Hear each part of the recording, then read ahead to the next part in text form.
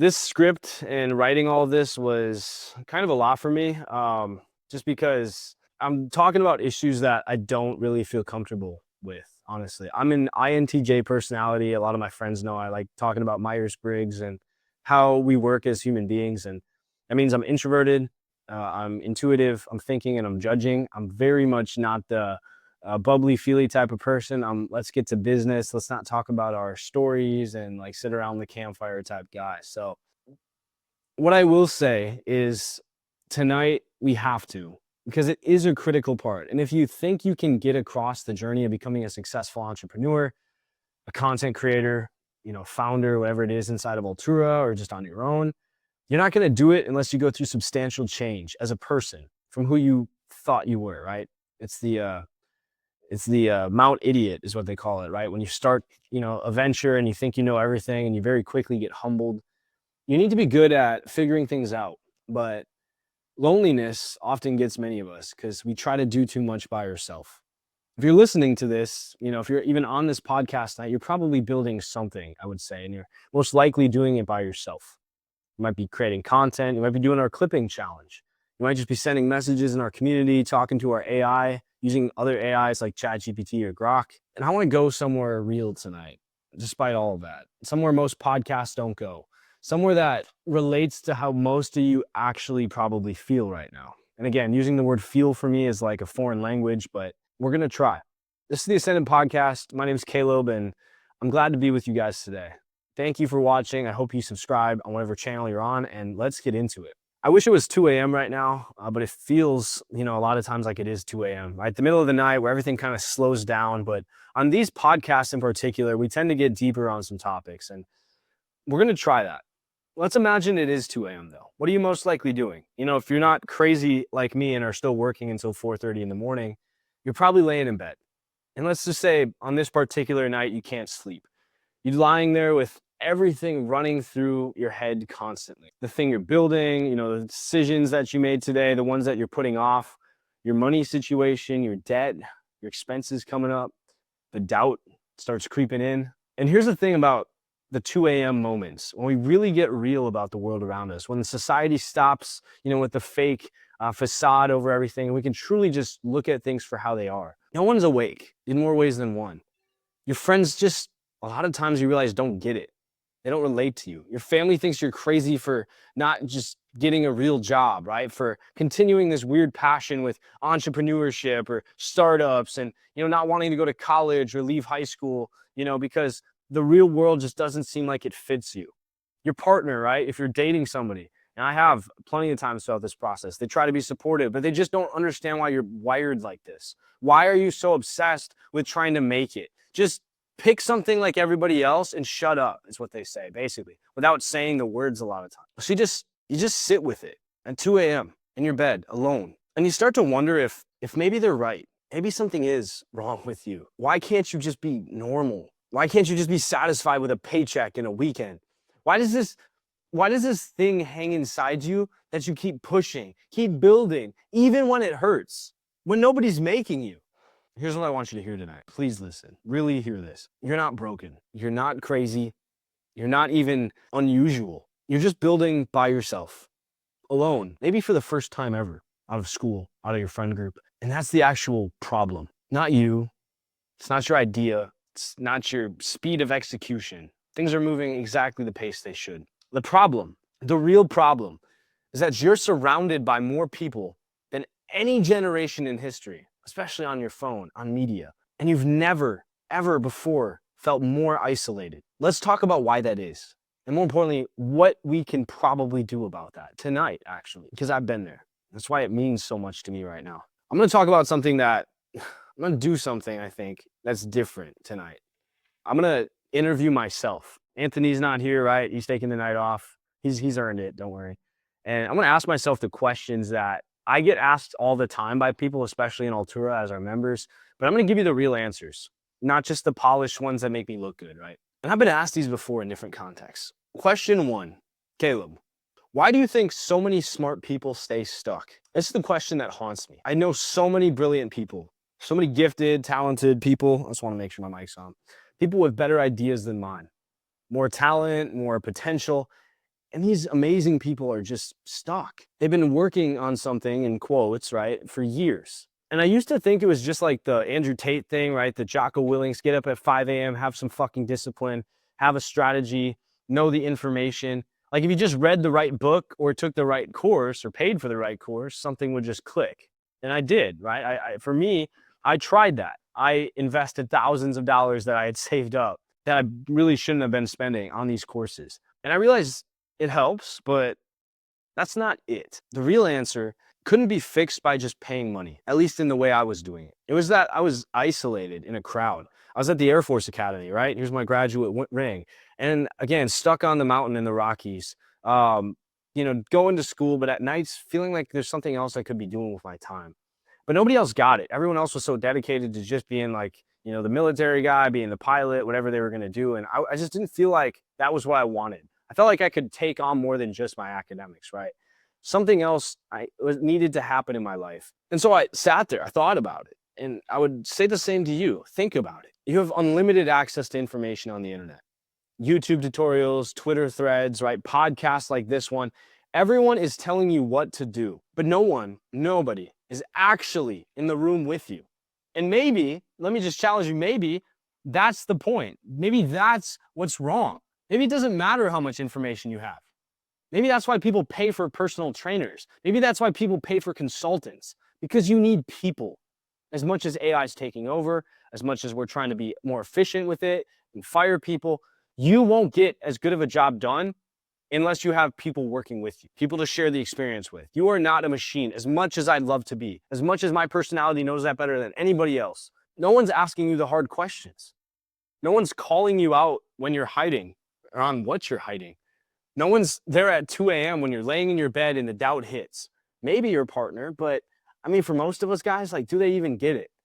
Do they? We're optimized for information and completely neglecting our connection with humans. That's a problem. I think that as much as I've developed my own AI, that is a problem. And here's the thing about humans. We're not built to do the very hard things alone. We're tribal, simple put, right? Caveman. We need our people. We need to go chase the antelope together.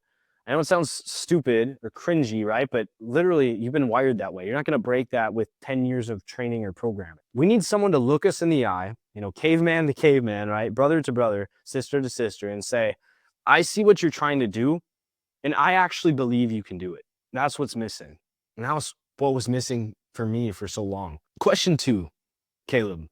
What's the biggest mistake you think founders make when they're just getting started? Besides, in my opinion, trying to do it alone, I'd say the biggest mistake is consuming instead of connecting. You just want the answer fed to you, so you're going to go out like I did in my courses. You're going to go consume. And that does help, right? Because it gives you some sort of context about the problem. But it's not going to move the needle on the problem. It's just going to make you more aware of exactly what the problem looks like, which is good, but it has nothing to do with progress.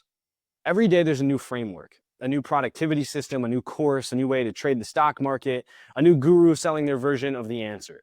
TJR does this with stocks, and I really don't like the guy.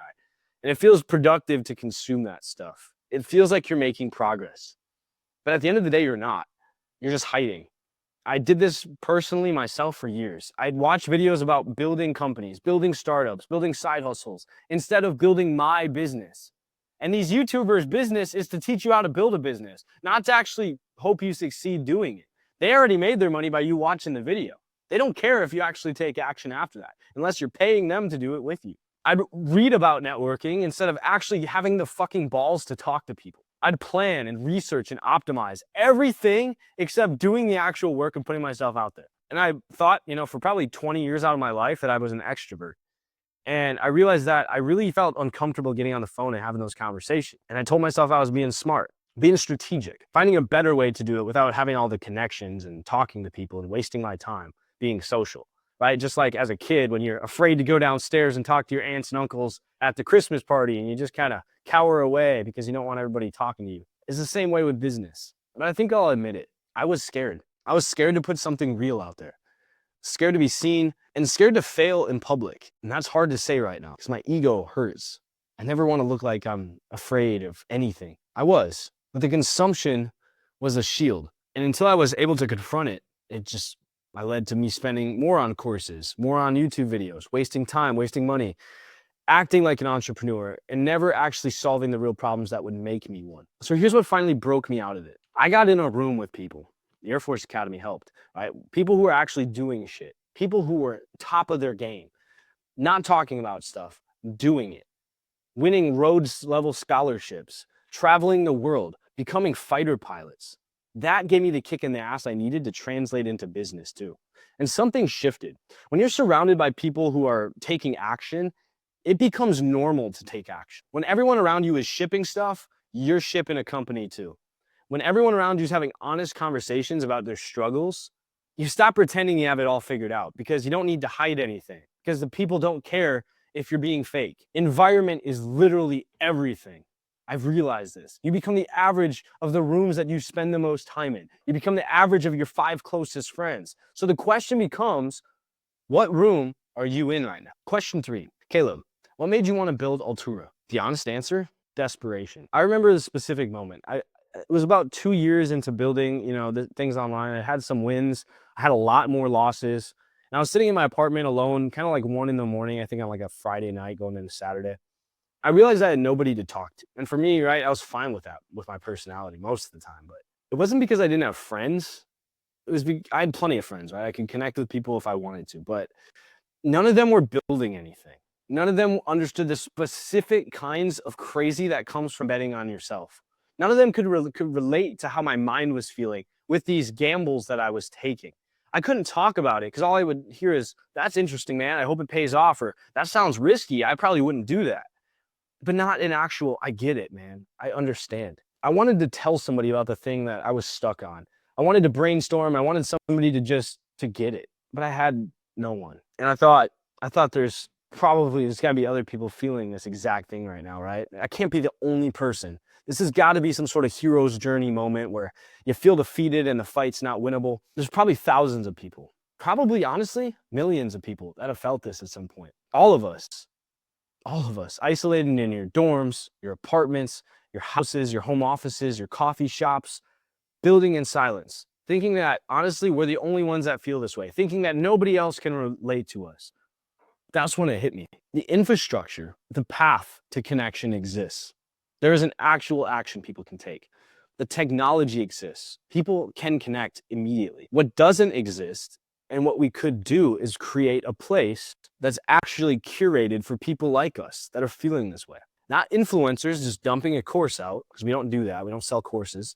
There's not wantrepreneurs, right? Instead of entrepreneurs, just wanting to like the aesthetic of being the cool founder. Not people who want to network their way to success without doing any work and getting free equity and trying to ride the coattails of others. Real founders, people who are tired of shitty networks, shitty relationships, and people that just don't get it. People who are actually building something.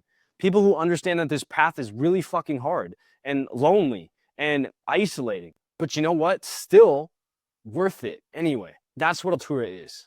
And that's what we're building. A place where founders who are actually in it can connect with others who get it. So Caleb, one more question.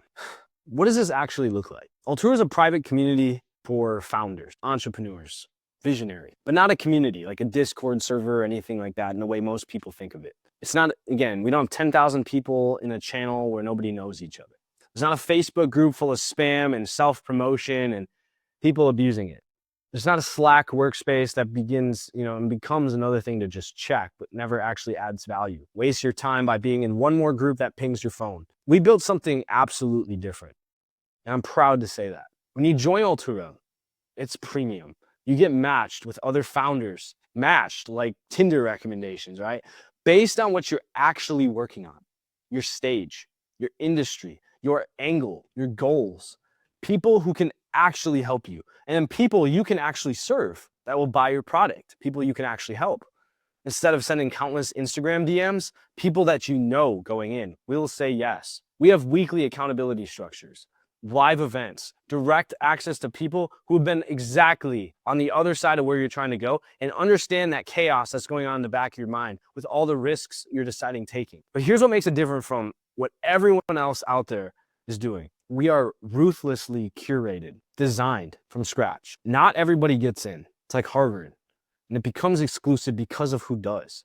We're not trying to be big, we're trying to be useful. I'd rather have 500 people, 500 founders who are actually building things out there, who actually show up, who actually support each other, than 50,000 people who are just there to download an ebook. You can go, again, back to Andrew Tate or back to TJR or back to Iman Gadji, because I've been in all of their programs and they all do the same thing.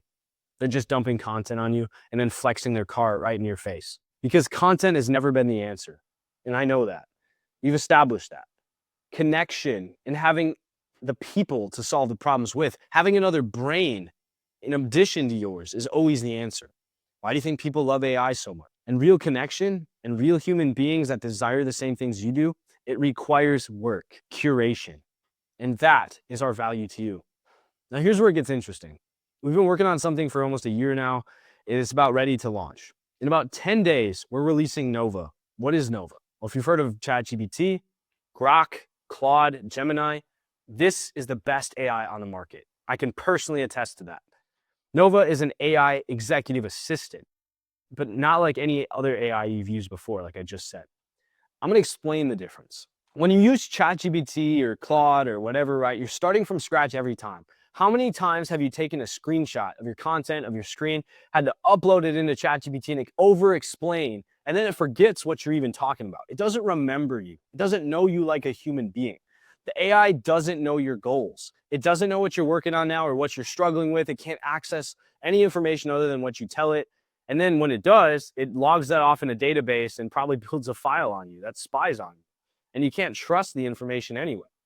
So you spend half your time explaining context, worrying about what you're telling it, worrying about what you're safe to tell it, and you get generic answers that kind of apply to your situation, but not really. Nova is different. Nova knows your goals long before you even open your laptop. Because Nova is integrated with everything in Altura. Your profile, your accountability check-ins, what you tell it. You can link your calendar, you can link your Gmail, your meeting notes, your progress on your quarterly goals, and more importantly, your to-do list and what you have to get done. So when you ask Nova, what should I focus on today? It doesn't give you some generic productivity advice like ChatGPT. It knows what you said you would do this week and what you have planned. It knows what you've been procrastinating on. It knows the stuff you didn't do yesterday that it had to push to today on your behalf and what actually moves the needle for your business. Nova is the first AI that really knows your context, your life, your business, your goals. It's like having a chief of staff who's read every single email, sat in on every meeting, and remembers every single commitment you made to yourself. And it's available on your phone 24/7, as well as your computer. The 2 a.m. moment that, again, I was talking about earlier when I was sitting in bed, you can't sleep and your head's spinning and you can't focus. Imagine at that moment, you could just open your phone and go to Nova and say, I'm spiraling about the launch next week. Just help me think through this. Nova responds in a human voice because we're connected to real human sounding agents. You've been worried about the pricing decision. Here's what you wrote about it last Tuesday. These are the 3 options that I think we were considering with this. Do you want to walk through these real quick and get some clarity so we can get you to bed? That's not science fiction. That's what we've built, and you can use it right now. I think we're at a turning point, personally, with all of this. For the last 2 years, and I guess 4 years when it started, everyone's been talking about AI, how it's going to change everything, how it's going to replace jobs, how it's going to transform business. And most of that is what I've realized. I thought it was true, but it's just noise. It's hype, it's marketing, just like the internet, right? But here's what I actually believe. The future of AI isn't about AI doing your work for you or replacing you. It's about AI that actually understands you and your context, and in a way where it can know you personally while still keeping your data safe, helping you think more clearly, coming up with the answers that you actually need in the moment.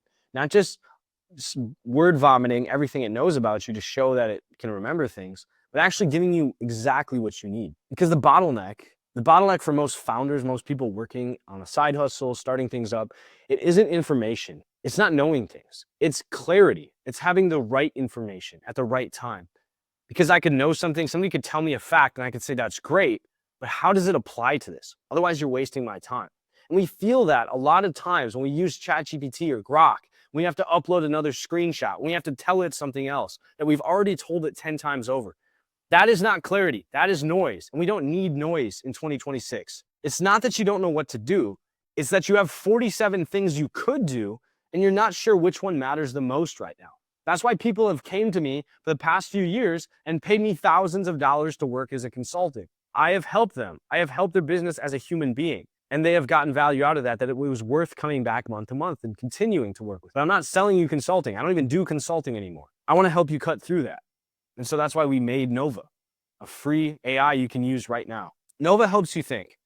It's not by giving you like generic advice, right? Like by saying, this is the best thing to do if you're new to entrepreneurship, but by reflecting your own goals, your personality, because it measures your personality as it's talking to you and it commits things back to you.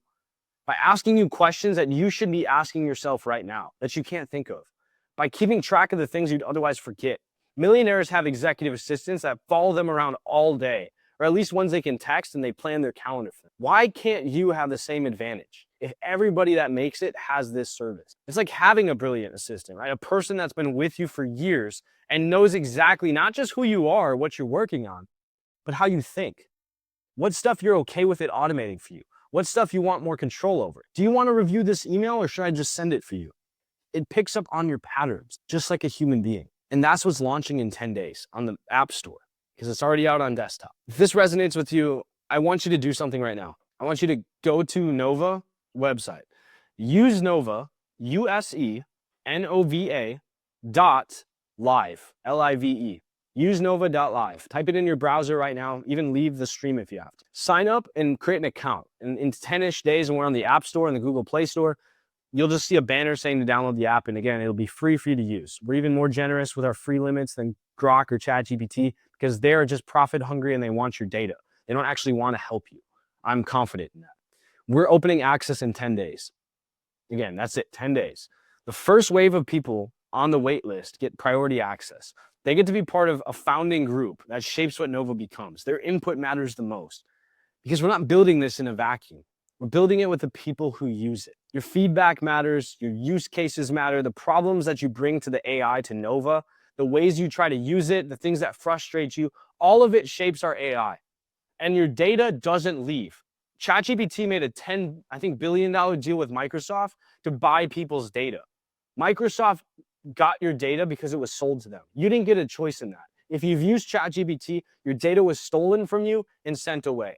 Nova will never do that. Your data will remain safe inside of our servers, and we will never use it for marketing or to sell off to a company. It will remain your data, and I care about that. If you want to be part of something that feels like it gives you back the control that you need, if you want to join a community, then join Altura, alturasociety.com, A-L-T-U-R-A society.com. Before the public launch, get in our free community and then join Nova inside of Altura. It's embedded right in the experience for you, and check it out. It's all in one spot. And I hope you find something that I needed 4 years ago. Connection, human connection, because that matters. And if you want to be part of something from the beginning, before the public launch, before everyone else catches on, before the news is talking about the newest AI out there that's taking down ChatGPT or Grok, use nova.live. Get on the list, create a free account, and start using it. Let's wrap this up. I want to zoom out for a second. If you made it this far in the episode in the last minute or two, you're probably one of my people. You're probably somebody who thinks about life a little bit differently, who isn't satisfied with the default path, who has that thing inside you that won't let you settle. Even if it's perfectly fine, you don't have to do the last rep. You don't have to stay up an extra 30 minutes and work on that project, but you do it. And I know it can feel like a curse sometimes. Nobody's driving you to do this. Like you would be happier if you would just be normal. But here's what I learned. The things that make you feel the most isolated sometimes, lonely, sad even, those are usually your superpowers. You're not supposed to fit in normal boxes. You're supposed to build new ones. That's how society gets better. And you don't have to build the better version of you alone. You shouldn't. That's the whole point. Human beings are social. We survive by working together. And if you're trying to build something that will change the world or just change your life, you're still going to need people. That's why Altura exists. That's why Nova exists. And that's why I believe that this AI revolution, as much as we built our own AI, and partially because of this, I've seen other companies that are kicking people out, that are being mean to human beings, that deserve spots, that deserve to still help provide value, that deserve to be part of something bigger. I think they're going to pay the price. I think they're going to piss people off a little bit too much, that people are never going to care again. And I think they deserve that. I think that's the point. Because the myth of the solo founder, the guy in his bedroom that never needed anybody, that was kind of upset with everyone else, never wanted to get help on anything. The lone genius in the garage doing the same thing. The person who did it all themselves anytime was always a lie. Jobs, right? Steve Jobs had Wozniak, right? I'm not gonna even, like, Michael Jordan, right? Scottie Pippen. Like, everybody who's made it had a teammate. It's never just you. Every successful person had people around them. People who believed in them, people who motivated them, people who challenged them, people who were there in the dark moments. And I will say, if we close this up, you deserve that too, regardless of who you are. All right, that's the episode. I told you guys we go somewhere real tonight, and I hope we did. Just remember, you're not broken. You're just building alone. That part can change. It should change. You don't have to build alone anymore. I'll see you on the other side. Use nova.live or www.alturasociety.com. Please join us. Please just try it out, because you don't have to pay anything. Just check it out and help us get a little bit better with your presence. You can always add something. This is the Ascended Podcast. I'm Caleb Schuelke. I'm the founder of Altura. I'm the founder of Nova. And please be ready in 10 days when the next AI that will truly protect your privacy and give you better help than any other tool on the market, one that you can actually believe in and that will root for you in any case, Nova, is going to drop. If you're on the App Store, if you're on Altura Society, if you're on Nova's platform, you will be notified. So just sign up now before you have to remember. Please take action. And the last thing I'll say, see you inside. As always, let's wrap this up. I'll say it one more time. I'm rooting for you. I wish you the best. Have a great Wednesday night and take care. Thank you all to my clippers too, who helped clip up this content and distribute it. If you want to make money as a clipper, join Altura Society and go to our content clipping challenge to help participate in growing us. Take care.